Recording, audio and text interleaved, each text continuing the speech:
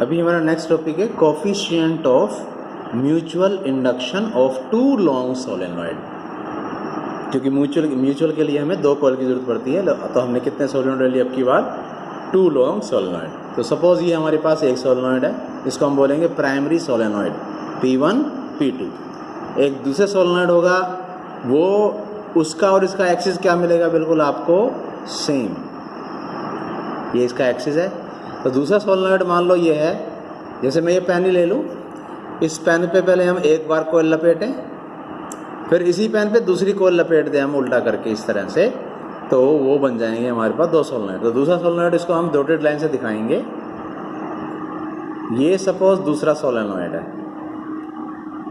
मैं इसको dotted line से दिखा रहा हूँ। ये भी उसी ऑब्जेक्ट पे लपेटा हुआ है, इसका बस एरिया ऑफ क्रॉस सेक्शन ज़्यादा है,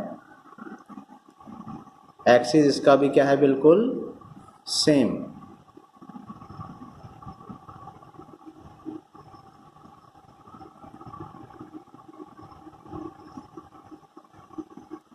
तो ये कौन सा सोलेनॉइड हो गया? S1 S2। दोनों की लेंथ क्या है? बिल्कुल सेम। तो आप यहां मान लेते हैं लेट N1 क्या है? नंबर ऑफ टर्न्स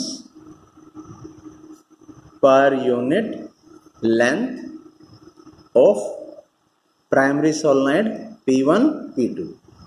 N2 क्या हो जाएगा? Number of turns per unit length of secondary solenoid S1 S2। A1 है area of cross section of primary solenoid P1 P2, और A2 है area of cross section of secondary solenoid S1 S2। और L क्या है? LENGTH, length of each solenoid. अभी हम क्या करेंगे? प्राइमरी सोलेनॉइड में से करंट गुजारेंगे हम I। लेट I क्या है? I है electric current flowing through the primary coil P1 P2। ठीक है, अभी हम इसमें से करंट गुजारेंगे तो देखिए क्या डेवलप हो जाएगी इसमें? एक मैग्नेटिक फील्ड, इसके एक्सिस के अलोंग। तो मैग्नेटिक फील्ड जो इंड्यूस होएगी इन P1 P2, V1 ले लिया हमने, और वो होगा mu naught N1I। Mu naught Ni basic formula होता है, लेकिन P1 P2 में कितने नंबर ऑफ टर्न्स हैं? N1। तो V1 हो जाएगा म्यू नॉट N1I। अब देखिए जो फील्ड इसके एक्सिस से गुजरेगी, P1 P2 के एक्सिस से गुजर रही है, वही फील्ड S1 S2 के एक्सिस में से भी गुजर रही है। इसका मतलब S1 S2 सोलेनॉइड की हर टर्न को भी यही फील्ड क्रॉस कर रही है। ठीक, इसको फिलहाल मैंने क्या लिख दिया? B। अब ये इसको भी क्रॉस कर रही है, तो फ्लक्स इसके साथ भी जुड़ जाएगा। तो अब हम ले लेंगे magnetic flux linked with each turn off S1 S2। Flux जोड़ना है हमने S1 S2 से, करंट गुजारा हमने किस में? P1 P2 में से। फ्लक्स जोड़ना है हमें S1 S2 में से। तो विद ईच टर्न, तो फाई डैश मान लिया, और फाई डैश क्या होता है? BA cos theta. तो आ जाएगा BA cos थीटा। अब देखिए एरिया कौन सा लेंगे हम?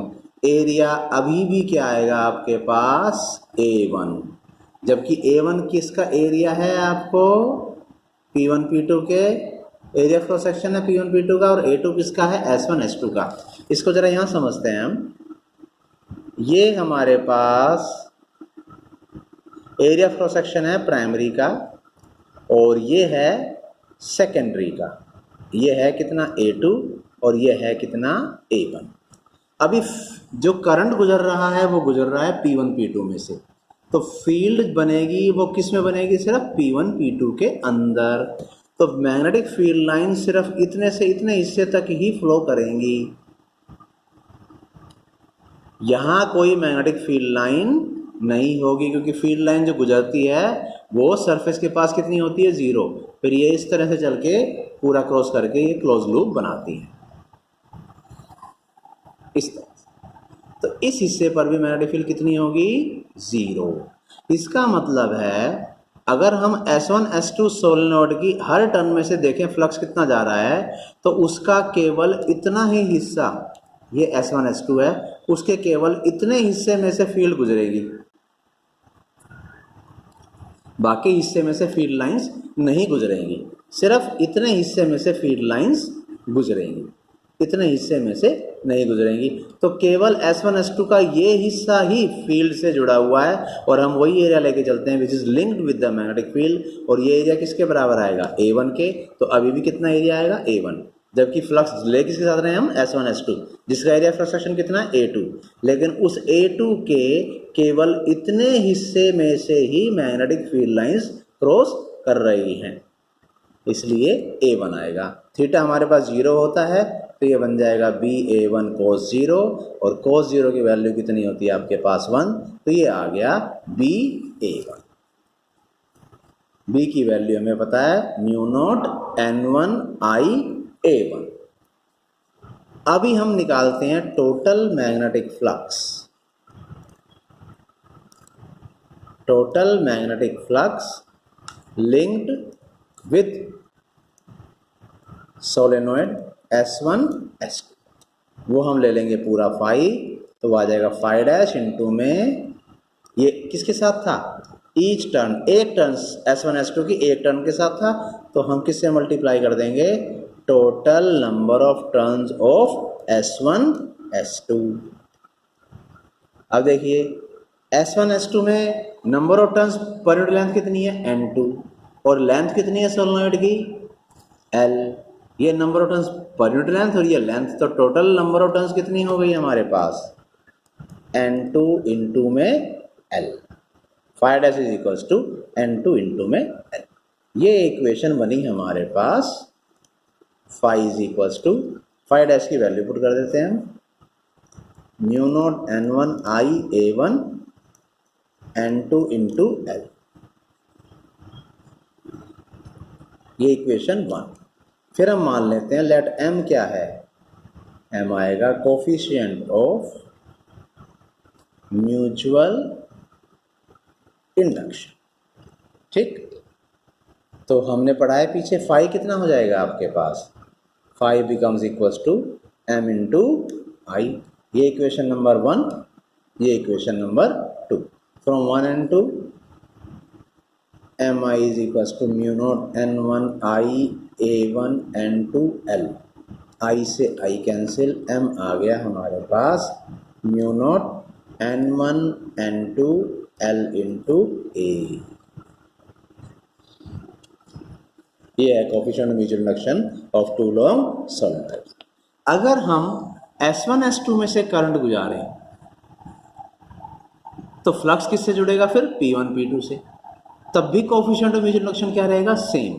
देखिए कैसे, अगर हम गुजारें करंट S1 S2 में से, तो कितने हिस्से में फील्ड आएगी, अगर हम करंट गुजारें S1 S2 में से, तो इस पूरे हिस्से में से मैग्नेटिक फील्ड लाइंस गुजरना शुरू हो जाएंगी। ये कितना है आपके पास, A2।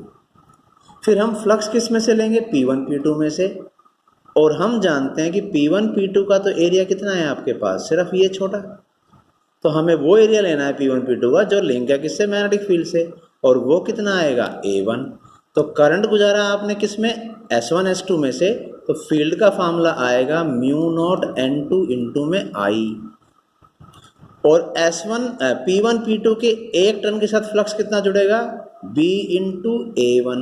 अब की बार भी A1 ही आएगा, क्यों, क्योंकि जब मैं P1 P2 के साथ फ्लक्स लेके चलूँगा तो उसमें जो P1 P2 का एरिया फ्लो सेक्शन है वो कितना है आपके पास, A1। भले ही मैग्नेटिक फील्ड कितने में से गुजर रही है, A2 में से, लेकिन P1 P2 का जो एरिया फ्लो सेक्शन है वो सिर्फ A1 है, तो इसलिए क्या आएगा, A1, और ये वैल्यू आ जाएगी μ0 N2 I इंटू A1। तो ये बना आपके पास फाई डैश, और जब हम P1 P2 में से टोटल फ्लक्स निकालेंगे तो वो आ जाएगा फाई डैश इंटू में N1 इंटू L। ये आ जाएगा μ0 N2 I A1 into N1 into में L, ये बना आपके पास फ्लक्स किससे, P1 P2 से। और फिर आप कहते हो कि अगर M है कोफिशिएंट ऑफ म्यूचुअल इंडक्शन तो फाई कितना होगा आपके पास, वही Mi। तो अगर आप Mi को इसके बराबर रखोगे mu naught N1 I A1 N1, ये N2 है, L, तो I से I कैंसिल, M फिर से कितना आ जाएगा, mu naught N1 N2 L into A। तो चाहे हम करंट गुजारे P1 P2 में से और चाहे हम करंट गुजारे S1 S2 में से, दोनों केस में कोफिशिएंट म्यूचुअल इंडक्शन क्या रहेगा आपके पास, बिल्कुल सेम।